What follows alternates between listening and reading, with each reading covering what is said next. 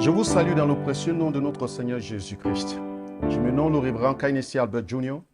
Aujourd'hui, nous allons traiter un sous-thème, bien, je voulais dire, sur le grand thème qui est intitulé « Comment vivre heureux dans un environnement hostile ». Avant de continuer, il faudrait que nous puissions confier ce moment à Dieu. Seigneur, nous te rendons toute la gloire pour une autre opportunité que tu nous donnes. L'opportunité au Seigneur de partager ta parole et apprendre au Seigneur de ta part. Nous prions que Dieu, ta parole puisse apporter un changement, que cette parole puisse nous changer, nous aide. Béni soit ton Seigneur au nom de Jésus. Amen. Donc, comme je viens de le dire, nous continuons toujours avec ce sujet. Comment vivre heureux dans un environnement hostile. Aujourd'hui, nous allons toucher un autre point, après avoir vu quelques points tels que connaître, n'est-ce pas, soi-même, connaître l'environnement dans lequel on se trouve et connaître la volonté de Dieu. Et aujourd'hui, nous allons parler de faire l'équilibre entre la rigidité et la flexibilité. Dans un environnement, dans tout environnement dans lequel on se trouve, nous savons que nous partons là-bas avec certaines choses. On va là-bas avec certaines, manières que nous avons ou bien des habitudes que nous avons. Mais est-ce que ces habitudes-là peuvent nous aider à bien vivre, n'est-ce pas, dans un environnement, surtout quand ces environnements sont hostiles?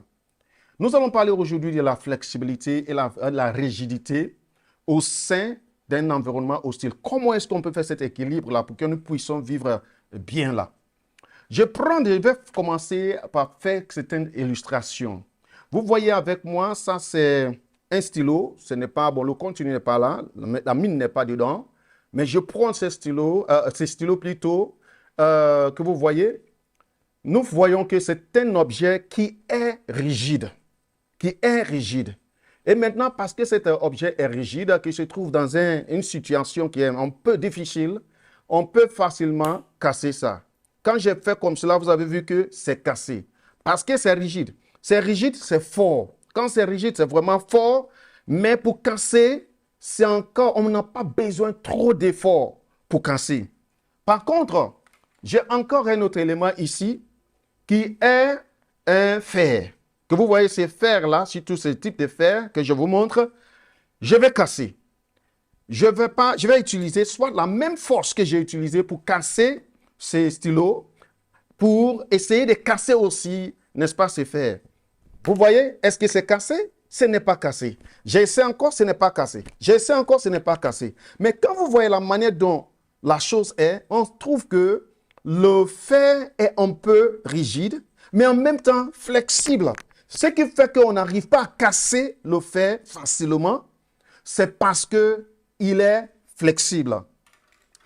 Bien-aimés, après avoir vu cette illustration, cela me ramène ici à faire sortir certains éléments. Ces éléments qui sont très importants qui conduisent nos vies. L'un des éléments qui conduit nos vies, c'est l'éthique, les normes et les morales.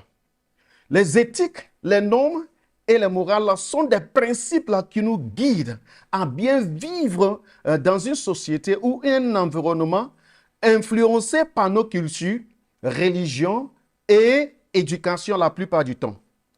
Normalement, ces principes sont des engagements pris ou acceptés, consciemment ou pas, pour être acceptés et d'être à l'aise envers soi-même, envers les autres et envers Dieu.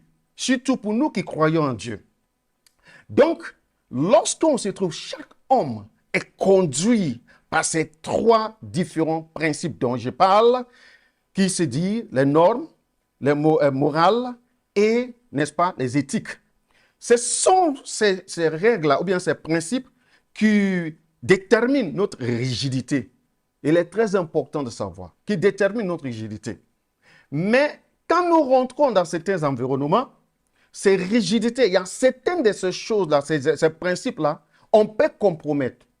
Pas dans le sens négatif, mais on peut compromettre pour nous permettre de bien vivre dans ces environnements et avoir, n'est-ce pas, être qu'est-ce que je veux dire, bien acceptés dans cet environnement et arriver à nous intégrer réellement dans ces environnements dans lesquels on se trouve, surtout quand il se trouve une hostilité. Il y a certains endroits, lorsqu'on se trouve là, les éthiques que nous avons n'ont pas besoin, n'est-ce pas? On n'a pas besoin de les appliquer à tout prix. Il y a certains endroits où on se trouve, les choses que nous avons apprises, les morales que nous avons besoin de les appliquer. Et je vais dire dans ces choses-là, surtout le moral et les morales, ce sont des principes que nous pouvons garder à tout prix. Parce que ce sont des choses qui sont conduites par ce que nous avons appris, n'est-ce pas? Et aussi par nos religions. Ces principes qui sont très, très, très, très fondamentaux. Mais quand il s'agit de certaines normes, quand il s'agit de certaines éthiques, on n'a pas besoin de les appliquer à tout prix. Je vous donne des exemples. L'exemple là qu'on dit, peut-être qu'on se trouve dans un cadre où on dit que tu dois tuer quelqu'un. Et c'est l'environnement dans lequel tu te trouves. Et toi, les morales que tu as eues, ce que tu as appris, ne peut pas te permettre de tuer quelqu'un. Tu peux décider de garder cette valeur et endosser les conséquences qui viennent, puisque ça ne colle pas, n'est-ce pas, avec les morales que tu as. Donc, ça, c'est une forme de rigidité. Mais nous voulons venir maintenant dans le cadre, n'est-ce pas, spirituel. Avec la parole de Dieu, j'aimerais que nous prenions certains versets bibliques aussi qui peuvent nous aider, ces versets bibliques qui peuvent nous aider à bien, n'est-ce pas, vivre dans un environnement hostile. Je prends par exemple ce que Paul dit dans le livre de 1 Corinthiens, chapitre 9, à partir du verset 18. Voici ce que Paul dit. Il dit, quelle est donc ma récompense? C'est d'offrir gratuitement l'évangile que j'annonce et sans user de mon droit des prédicateurs de l'évangile. Car bien que je sois libre à l'égard de tous, je me suis rendu le serviteur de tous afin de gagner le plus grand nombre. Tenez compte, soulignez cela. Je me suis rendu afin de gagner. Avec les Juifs, nous sommes à verset 20, avec les Juifs, j'ai été comme des Juifs, afin de gagner les Juifs, avec ceux qui sont sous la loi, comme sous la loi, quoique je ne sois pas moi-même sous la loi, afin de gagner ceux qui sont sous la loi.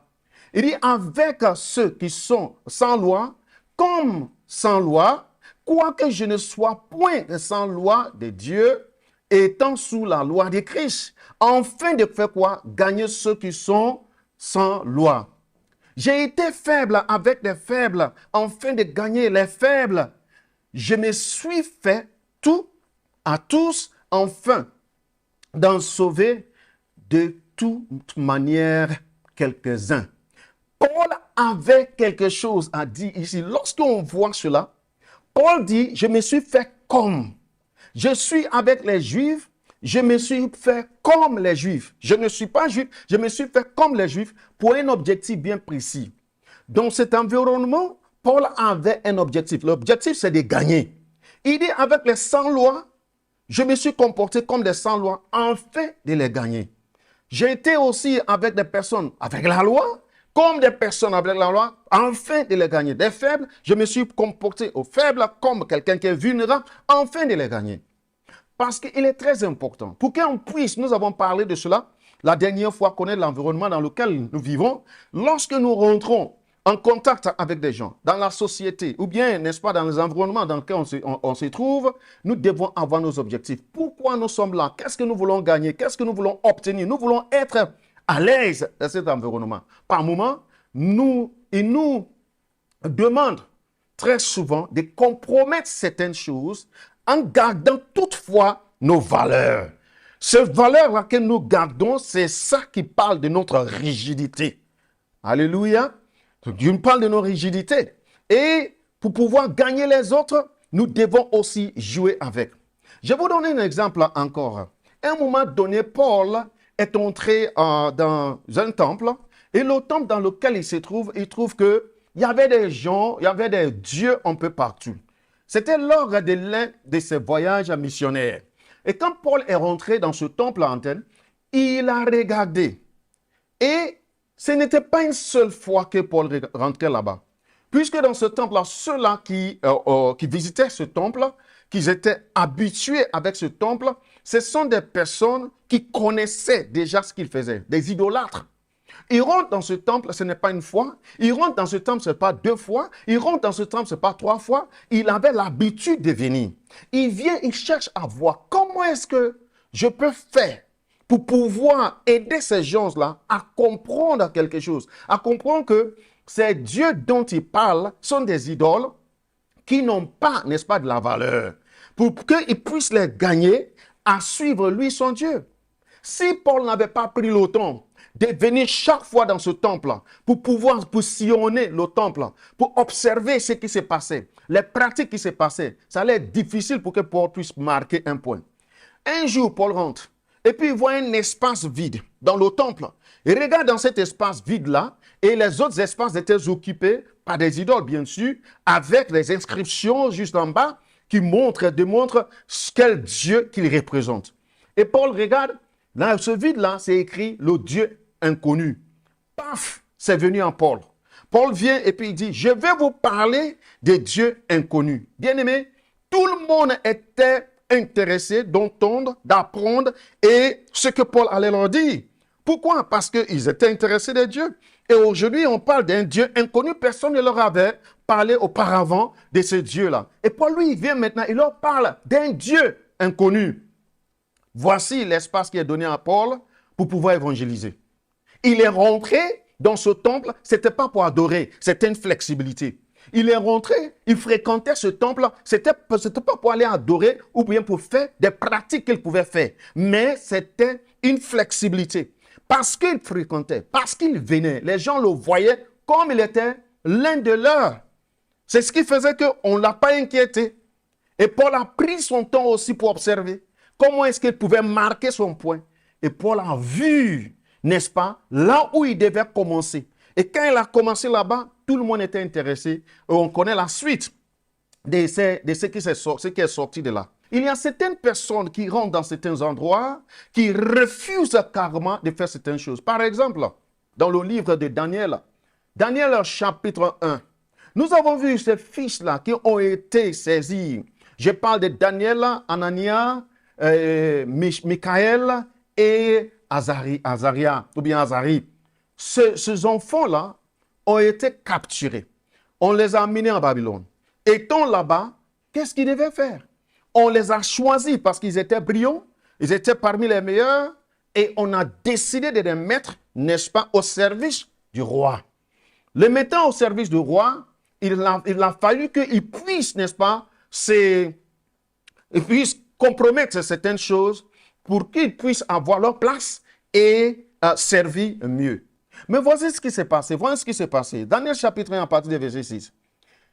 Ils avaient parmi eux, entre les enfants de Juda, Daniel, Anania, Michaël et Azaria. Le chef des eunuques leur donna de nom.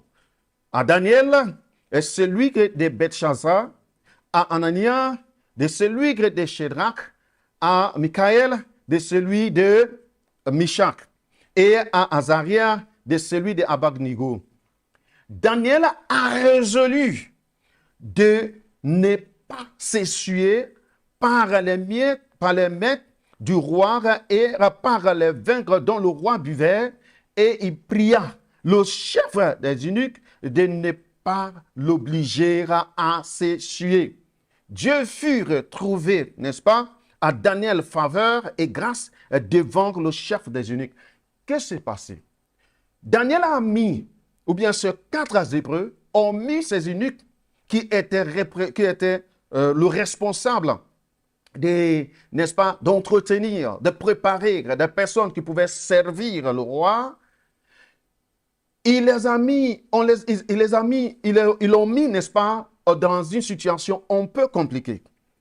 Ils devaient manger les délices du roi pour qu'il soit bien portant, qu'il soit bien représenté, et que lorsqu'on les voit, qu'on sache que ce sont des personnes qui sont, n'est-ce pas, qui travaillent dans la cour royale.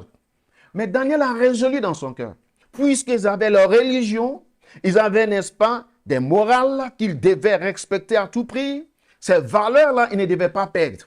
Et entre autres, il y avait des choses qu'ils ne devaient pas faire, des pratiques qu'ils ne devaient pas faire. Alléluia. Donc Daniel a fait quoi? Daniel a dit à l'eunuque, il dit non, s'il te plaît, on peut tout accepter, mais seulement ne permettez pas que l'on puisse manger des délices du roi. Pourquoi? Parce que ce sont des choses qui sont interdites. Il n'a pas dit exactement, mais ce sont des choses qui sont interdites, qu'ils ne devaient pas utiliser. En mangeant de cela, ils étaient en train de suyer, n'est-ce pas, leur corps. Ils étaient en train de suyer leurs pensées et ils ne voulaient pas se trouver dans une telle situation. Ils étaient dans un environnement hostile. Ils étaient dans un environnement qui n'était pas leur environnement à eux. Mais ils devaient vivre là-bas. Et comment ils devaient vivre? Ils avaient leurs valeurs. Et cette valeur, ils ont décidé de garder leurs valeurs.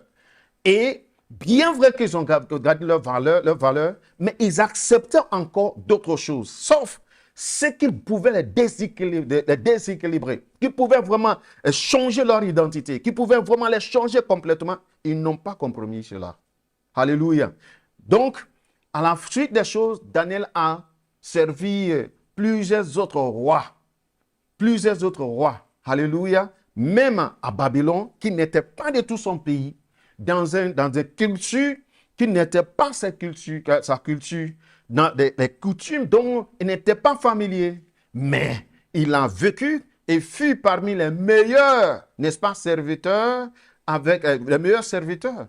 Et nous voyons encore toutes les autres choses qui sont montées contre Daniel et comment il a tout vaincu. Alléluia. Donc, vivre dans un environnement hostile, il faut savoir faire l'équilibre entre la rigidité et la flexibilité. Jésus, je reviens à lui, lorsque Jésus voulait avoir, n'est-ce pas, entrer dans la maison de Zachée, il voit la foule, les gens le suivaient. Zachée était un homme qui était petit de taille. Il était petit de taille, il a entendu parler de Jésus qu'il allait passer dans un endroit. Qu'est-ce qu'il fait? Cet homme monte sur un sycomore et c'est sur cet arbre, il voulait voir Jésus. Jésus l'a vu avec l'effort qu'il a fourni. Et qu'est-ce que Jésus dit? Zachée, descend. Jésus s'est invité lui-même. Luc chapitre 19 à partir du verset 1. Donc Jésus s'est invité lui-même dans la maison des Zachée.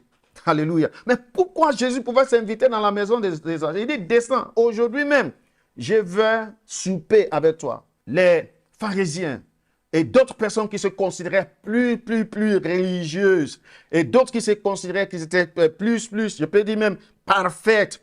Ces personnes-là ont commencé à condamner, ont commencé à poser des questions. Comment est-ce que celui qui réclame d'être, n'est-ce pas, envoyé par Dieu, prophète, par-ci, par-là, comment est-ce qu'il peut décider d'aller manger, rentrer même dans la maison d'un païen, dans la maison d'un pécheur, d'un homme qui était connu pour le péché, un homme qui était connu, un escroc?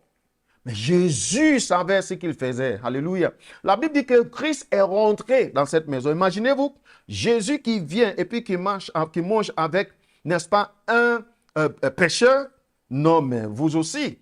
C'était la flexibilité et la rigidité que Jésus était en train de faire. Alléluia. Il était flexible de voir cet homme aller dans la maison de cet homme. Sa flexibilité a ouvert des portes pour lui. Et c'était ça l'objectif de Jésus. Jésus était avec des prostituées. Il allait, la Bible nous dit, il a permis qu'une prostituée vienne le toucher. Ah, dans le livre de Luc chapitre 7 à partir du verset 36 au 50, la Bible dit, Jésus a permis que cette prostituée puisse venir vers lui lorsqu'il était invité parmi, n'est-ce pas, des pharisiens qui l'ont invité. Et ils ont oublié même Jésus, sa présence. Et la femme a vu l'importance qui s'est trouvée en Christ et l'importance n'est-ce pas, de venir vers Christ. On l'avait oublié. Ils étaient en train de causer. Et Jésus, la femme, elle a vu que c'était une opportunité. Elle vient, qu'est-ce qu'elle fait? Elle verse, n'est-ce pas, son parfum sur Christ et elle prend ses cheveux, elle nettoie. Et ces larmes, n'est-ce pas, qui coulaient, elle nettoie sur, n'est-ce pas, des pieds de Christ avec ses cheveux. Alléluia. Les pharisiens voient et puis ils sont scandalisés. Comment est-ce qu'il peut faire ça? Pourtant, Christ était chez eux, mais ils ne l'ont pas considéré. On l'a mis quelque part où la prostituée devait venir là. Elle n'était pas du tout invitée. Mais Jésus était quelque part isolé. La femme vient et dit, non, il faut que j'en profite. Parce qu'elle savait qu'elle avait quelque chose en elle. Donc cette femme, elle est venue en même temps, commencer à pleurer. C'est l'âme qui coule. Elle lave les pieds avec les larmes. C'est l'âme. Donc elle dit, ce qui vient de moi, je dois verser ça sur ses pieds. Elle a lavé les pieds de Jésus, bien-aimé. Il y a quelque chose qui est sorti d'elle. Ensuite, elle a vu qu'elle n'était pas du tout digne pour que Jésus puisse, n'est-ce pas, ses larmes puissent couler sur Christ. Et puis elle a pris ses cheveux. Elle prend ses cheveux, elle les sue et elle utilise ses cheveux comme une serviette. C'est-à-dire, c'était sa fierté. Les cheveux étaient sa fierté. En tant que prostituée, il faut attirer. C'est un point d'attirance qu'elle pouvait utiliser, ses cheveux. Elle a utilisé. Cela n'a pas d'importance tant que Christ est là. Donc, elle a utilisé comme serviette pour laver les pieds de Christ. Après ça, qu'est-ce qu'elle a fait? Elle a commencé à embrasser les pieds de Jésus. Elle a commencé à embrasser les pieds de Jésus. Puis elle a versé l'huile, n'est-ce pas? Son huile, qu'on peut dire, c'est-à-dire le parfum le plus coûteux qu'elle pouvait attirer les autres avec. Et les pharisiens étaient scandalisés. Le point, ce n'est pas ce que la femme est venue, ce n'est pas le fait que tout ce que la femme a fait, mais sur qui la femme a fait tout ça. Pourquoi Christ a accepté? Jésus s'est laissé, il a laissé la prostituée le toucher. C'était une prostituée qui ne devait pas le toucher. Mais il a permis que la prostituée le touche. Pourquoi? C'est parce qu'il voulait faire quelque chose dans la vie de cette femme. Il a laissé cette femme-là couler ses larmes sur Christ, que ses larmes le touchent. Il a permis que ses cheveux le touchent. Il a permis que la bouche de cette femme le touche ses pieds. Il a laissé que cette femme lave, n'est-ce pas, lave les pieds de Jésus. Et cette dernière a utilisé même son parfum. Il a permis que son parfum puisse couler sur elle. Mais pourquoi Jésus pouvait faire tout cela? Parce qu'il a vu qu'il devait gagner quelque chose de cette femme. Donc, quelque part, Jésus est resté tel, mais il a été flexible. La flexibilité qu'il a jouée, c'était pour permettre que cette femme-là puisse venir vers lui et recevoir non seulement son salut, mais aussi apporter un enseignement aux autres. Jésus, il a fait cela afin qu'il puisse, n'est-ce pas, procéder avec sa mission et puisse réussir sa mission, qu'il arrive à gagner des maximums d'âmes dont nous en faisons partie. Et ce qui fait que ces œuvres demeurent jusqu'à aujourd'hui. Bien-aimés dans le Seigneur. Bien-aimés dans le Seigneur. Toi qui es rigide, toi qui fais comme si tu ne dois pas changer, rien ne peut te plier. Laisse-moi te dire que pour te casser, c'est facile. Alléluia. Et quand tu vas te casser pour que tu puisses te remettre, ça sera très, très difficile. Nous avons vu la plupart des temps, des gens qui jouent au dangereux. Ces personnes sont faibles. Et c'est une petite chose qui les casse. Rappelez-vous que la parole de Dieu dit, c'est lui qui pense qu'il est fort, qui fasse attention. De peur qu'il tombe. Celui qui pense qu'il est debout, qu'il fasse attention de faire ce qu'il tombe. Lorsqu'on est rigide, on peut nous casser facilement. Mais quand on est flexible, n'est-ce pas, ça sera difficile pour qu'on soit cassé. Celui qui est flexible peut vivre dans n'importe quel environnement que par rapport à celui qui est trop rigide. Mais attention, trop de flexibilité peut engendrer la manipulation. Donc nous devons faire très attention. Donc on peut être, qu'est-ce qu'on doit faire? On doit être rigide, en même temps flexible. Trop de flexibilité, ça peut engendrer quoi? La manipulation. Parce que nous ne voulons pas qu'on nous manipule. On ne veut pas être manipulé là où nous travaillons. On ne veut pas être manipulé dans l'église où on se trouve. On ne veut pas être manipulé par nos conjoints et conjointes. On ne veut pas être manipulé par des personnes qui viennent, surtout des personnes qui cotisent, des femmes. Quand ils veulent quelque chose de cette femme-là, on commence à jouer avec ses faiblesses. Quand tu es trop flexible, ça engendre la manipulation ou aussi même on peut appeler ça que la naïveté. La naïveté est différente de la flexibilité. La flexibilité dont je suis en train de parler. On est trop rigide, on est trop fort, on peut se casser facilement. On peut nous briser facilement. Et quand tu es brisé, ce sera très difficile pour que tu puisses te remettre. Mais flexible et rigide à la fois. Je donne un exemple. Je peux me trouver dans un environnement où les gens commettent toutes sortes de péchés. Mais parce qu'à cause de ma valeur chrétienne et ma vie avec Christ, je ne peux pas compromettre, mais je peux vivre avec ces personnes. Alléluia. Alléluia. Bien-aimés, il y a des personnes qui se sont trouvées dans des environnements où ils ont apporté un changement. Ils ne se sont pas laissés influencer par ce qui se passe. Mais on les voit, ils sont en train de marcher avec les gens comme si ils font partie d'eux. Non, ils ne font pas partie d'eux. Ils sont différents. Et la différence se trouve quand tu approches ces personnes-là. Alléluia. Je veux dire, nous devons aussi faire très attention pour ne pas mélanger les autres. Trop rigide, c'est dangereux. Trop flexible, c'est dangereux. Pour un chrétien, pour un frère, pour une sœur, pour celui qui se trouve dans un environnement hostile et qui veut vraiment s'en sortir, tu dois faire un bon équilibre entre la flexibilité et la rigidité. Donc, si vous avez été béni par ce message, essayez aussi d'aider quelqu'un à être béni en partageant ce message, en likant ce message et pourquoi pas faire des commentaires. Les commentaires que vous allez faire, ça peut nous aider aussi à savoir comment nous améliorer davantage et on peut approfondir, on peut aller même dans la profondeur, n'est-ce pas, de cette discussion. Que le Seigneur vous bénisse et que sa grâce se repose sur toi. Et c'est lui qui a été si rigide.